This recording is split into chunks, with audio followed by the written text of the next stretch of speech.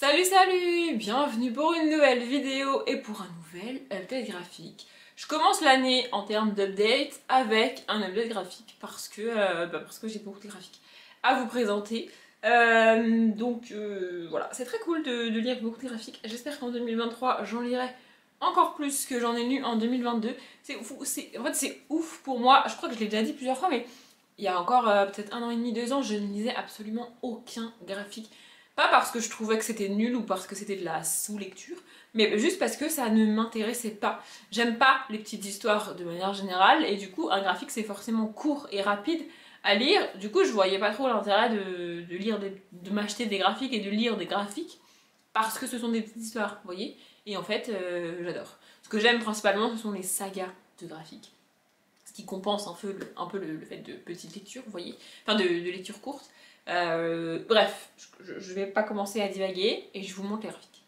Les deux premières, c'est les tomes 2 et 3 du Manoir Croquignol, donc le tome 2 à l'attaque et le tome 3, une école, non, va y avoir du sport de Monsieur Tan et Camille Roy. Je les ai pas lus l'un à la suite de l'autre, mais au moment de préparer les updates graphiques que j'avais à tourner, je me suis rendu compte que dans le premier, j'allais vous parler du tome 2 et dans le deuxième, j'allais vous parler du tome 3. Je me suis dit que c'était plus simple de vous parler des deux d'un coup. J'adore cette saga, en fait j'adore Monsieur Tan.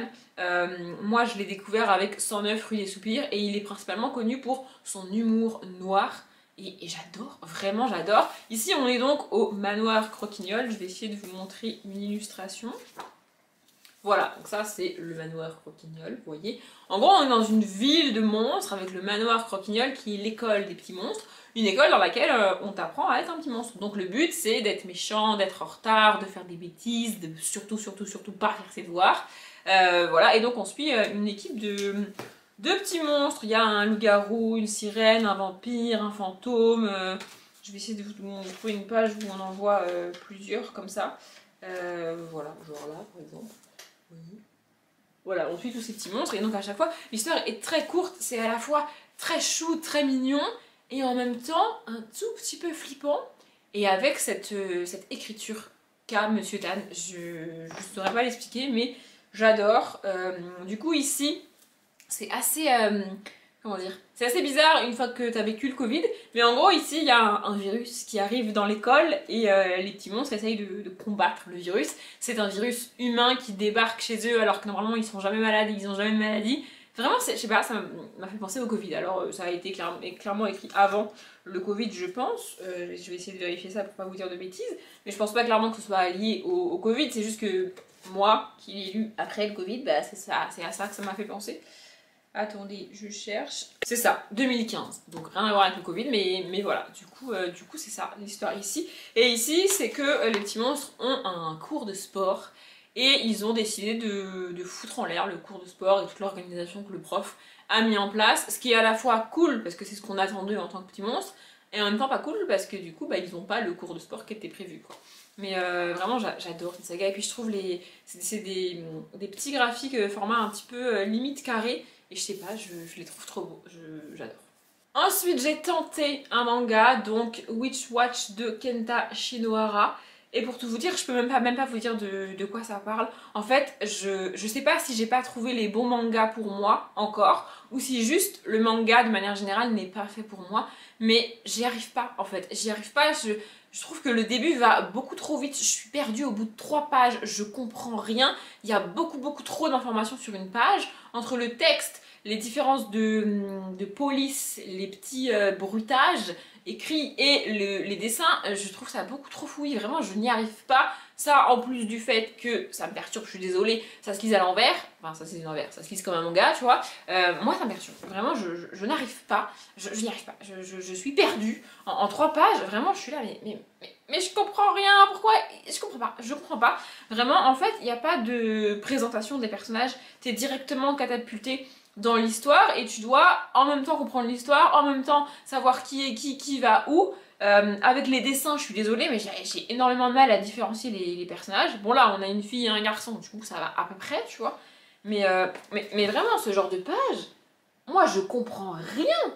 Je suis désolée, mais je ne comprends rien. Je ne sais pas, vraiment j'y arrive pas. Je ne sais pas. ne sais pas, je trouve ça... En fait, je trouve qu'il y a beaucoup trop d'informations par page, et en même temps, c'est pas clair, du coup. Enfin, vous voyez, j'ai pas assez d'informations parce que je comprends rien à ce que je lis, et en même temps, il y a trop d'informations sur les pages. Ouais, non, mais mon cerveau, il est complètement largué, pas possible. C'est pas possible, donc... je sais pas si je retenterai d'autres mangas, mais j'y arrive pas. Pour l'instant, avec les mangas, ça ne passe pas. Ensuite, j'ai lu Chaplin, Prince d'Hollywood de Laurent Sexic et David François. Donc c'est le tome 2 de cette saga de BD. Je sais pas s'il y aura un tome 3, je sais même pas quand est-ce qu'il est sorti ce tome 2. Attendez, je cherche. En février 2021. Du coup, je sais pas si on a un tome 3 ou pas. C'est marqué à suivre à la fin, mais je sais pas si le tome 3 est sorti. A priori, oui, normalement, mais faudrait que je regarde. En gros, c'est l'histoire de Charlie Chaplin. Ça démarre, donc le tome 1 démarre au moment où il quitte Londres, il quitte sa mère pour aller aux États-Unis vivre son rêve de devenir acteur. Et il va, parce qu'au départ, il veut être acteur, sauf qu'il va rapidement se rendre compte que les réalisateurs de l'époque ne font pas les films dans lesquels il a envie de jouer, et que s'il veut voir les films dans lesquels il a envie de jouer, bah, il va falloir qu'il les réalise seul. Et en fait, c'est assez bizarre pour moi de lire ça parce que quand j'étais au collège, je dirais en 3e, j'ai lu une autobiographie de Charlie Chaplin, donc écrite par Chaplin. Et j'ai depuis ce moment-là cette espèce de fascination pour lui, pour ce qu'il a fait, pour son œuvre, pour ce qu'il a apporté. Et ici, c'est une autre vision de Charlie Chaplin. On te montre vraiment ses mauvais côtés, ses pensées qui sont pas forcément très, comment dire, socialement acceptables de nos jours, et même à l'époque. Et du coup, ça me perturbe énormément de lire ça d'un personnage historique que j'adore, vous voyez. Et au début, j'avais cette réaction de « mais pourquoi ils font ça? Pourquoi ils disent ça? C'est pas vrai, c'est pas le cas. » Et puis je me suis dit, Audrey, ce que tu as lu, c'est une autobiographie dans laquelle Chaplin a écrit ce qu'il a voulu et n'a pas mis ce qu'il n'a pas voulu y mettre. Donc aussi dur que ça soit, c'est probablement la vérité. C'est juste que dans son autobiographie, il va pas mettre en avant ses défauts. Évidemment, comme n'importe qui. Enfin, je veux dire, tu fais pas ça, tu vois. Et donc, l'image que j'avais de Chaplin était faussée, était tronquée, et je l'ai un peu idolâtré, alors que bah, il est humain comme tout le monde, et il a des défauts comme tout le monde.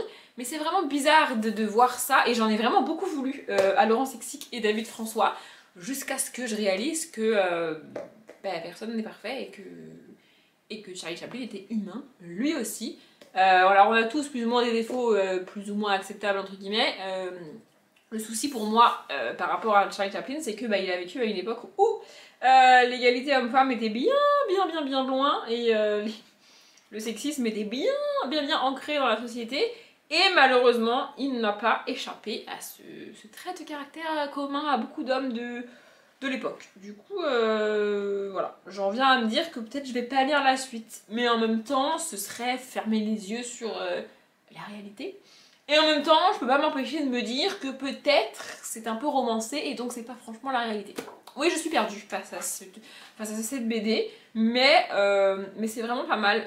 Le seul truc, c'est que je suis pas vraiment fan des dessins. J'adore ce genre de page, par exemple. Bon, ça, je pense que vous commencez à comprendre, dans toutes les BD, j'adore ce genre de pages. Mais les dessins en eux-mêmes, genre les traits des personnages et tout, je suis pas hyper fan. Je vous montre, voilà, vraiment, je suis pas très fan. Mais voilà, faudrait que je me renseigne pour savoir si le tome 3 est sorti et pour me l'acheter. Mais ouais, je suis un peu sceptique après cette lecture. Le dernier graphique que je vais vous montrer aujourd'hui, vous l'avez déjà vu, et ce sera le cas aussi des graphiques que vous verrez dans le prochain update graphique, puisqu'on en arrive au graphique que j'ai lu sur le week-end à 1000 que j'ai fait au mois de décembre et que j'ai vlogué. Je vlog plus tous les week-ends à 1000 que je fais, parce que vloguer un week-end à 1000, ça implique que la semaine qui précède, je peux pas vloguer, parce que du coup, il n'y a qu'un vlog qui sort par semaine sur ma chaîne. Du coup, ça m'empêche de vloguer quand je vlog un week-end à 1000. Mais là je l'avais fait, c'était un week-end d'ailleurs très compliqué pour moi. Mais bref, donc voilà, je vous remettrai le vlog du week-end à 1000 en barre d'infos si jamais ça vous intéresse. Et le dernier livre pour aujourd'hui, donc, c'est 109 Fruits et Soupirs, le tome 4, Fantôme au tableau, de Monsieur Tan et Yomki Dumont. Je l'ai dit, c'est avec cette saga-là que j'ai découvert Monsieur Tan et j'adore cette saga. Ici, on suit Elliot, Un petit garçon qui vit pas vraiment avec ses parents. Il a des parents, ses parents sont en vie, ses parents sont présents, enfin plus ou moins. Mais en fait, ses parents, je sais même pas quel métier ils font, mais ils sont toujours en réunion, ils sont toujours appelés à la dernière minute, au dernier moment, ils ont toujours un truc à faire et ils priorisent toujours leur travail par rapport à leur fils. Leur fils, dans chaque tome qu'on lit, est seul chez lui. Il va à l'école tout seul, il se débrouille tout seul, il se fait à manger tout seul et ses parents sont pas là. Genre, vraiment, les parents travaillent ensemble. Du coup, quand il y en a un qui part, bah, l'autre aussi, tu vois. Ils sont jamais là, vraiment, ils sont jamais là. Et au tout début de la saga, ils ont emménagé 109 rue des Soupirs, dans une espèce de manoir qui est représenté ici en ombre, vous voyez. Et il se trouve que eh bien, ce manoir est hanté par... ils sont combien? Il doivent être 4 fantômes, je crois. Et donc, ces fantômes vont plus ou moins finir par élever Elliot, l'aider au quotidien. Parce qu'il est tout seul en fait, et ses parents qui sont quasiment jamais à la maison, ne sont même pas assez longtemps présents chez eux pour se rendre compte que leur maison est hantée. Mais c'est quand même fou.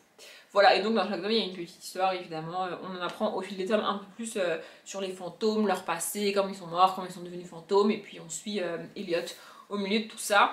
Ici c'est vraiment très triste, je trouve. En gros, les parents d'Elliot ont accepté de faire une intervention dans son école pour présenter leur travail et donc passer la journée avec leur fils dans son école, être là pour lui. Sauf qu'évidemment, comme il fallait s'y attendre, le matin où doit avoir lieu cette présentation à l'école, ils sont appelés pour leur travail et ils disent à Elliot, on est désolé, on n'a pas le choix, on doit y aller, et donc ils partent pour leur boulot et ils abandonnent leur fils. C'est terrible, vraiment c'est terrifiant. Et les fantômes vont trouver une solution un peu malgré eux pour que ce soit quand même possible cette intervention des parents d'Elliot dans son école. Et vraiment, cette famille qui s'est créée avec les fantômes, c'est assez mignon, c'est vraiment cool. Les dessins sont vraiment cool, j'adore. C'est donc du coup l'illustrateur et coloriste, il me semble, c'est Yamki Dumont. J'aime beaucoup Yamki Dumont. C'est aussi l'illustrateur de... non, je crois que c'est le coloriste dans La Brigade des Cauchemars, un truc comme ça. Ah non, couleur Drac, voilà, c'est ça. Yamki Dumont fait les dessins et Drac la couleur.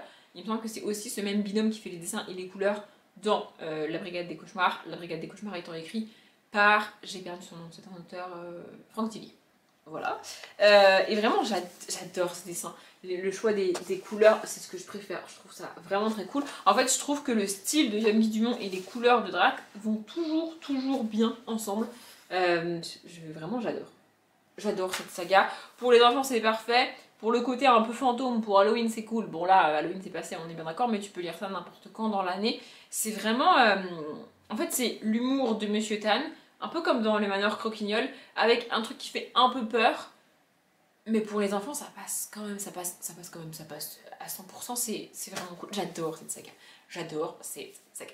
Normalement, j'ai dit tout ce que je voulais vous dire sur ces 5 graphiques. Du coup, j'espère que la vidéo vous a plu. Je m'arrête là. Comme d'habitude, je vous souhaite une bonne journée, un bon après-midi, un bon appétit ou une bonne nuit. Et je vous dis à bientôt.